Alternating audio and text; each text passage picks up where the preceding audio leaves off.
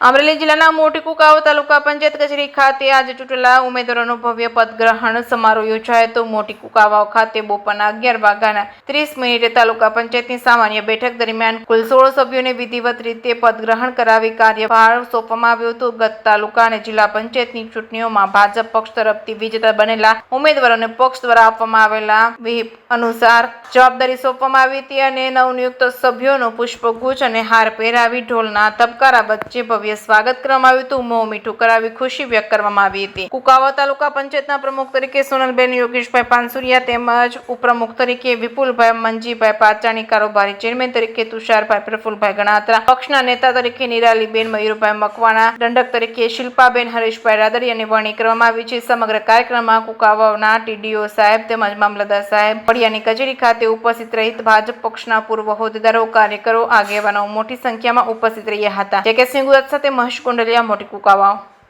Tory ગામના પ્રતિનિધિ તરીકે આજે કુકાવા તાલુકા પંચાયતની જવાબદારી ટોરીના સરપંચ હતા, એમને પાર્ટી આપી છે।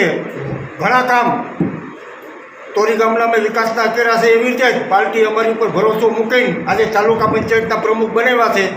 તો કુકાવા તાલુકાના બધા પણ ગામ 45 ગામની અંદર સારા વિકાસના કામો કરશું અને બધા લોકોને સાથે રાખી બધાના સહયોગથી આગળ વધશું એવી બાંહેધરી આપું છું। આજ રોજ કુકાવા તાલુકા પંચાયત પ્રમુખ ઉપપ્રમુખની ચૂંટણી માટે પ્રથમ ખાસ સભાની બેઠકની આયોજન કરવામાં આવેલ હતું, જેમાં અધ્યક્ષીય અધિકારી તરીકે બારડ સાહેબ મામલતદાર શ્રી વડિયા અને કુલ 16 સદસ્ય પૈકી 14 સદસ્યો હાજર હતા અને 2 સદસ્ય ગેરહાજર।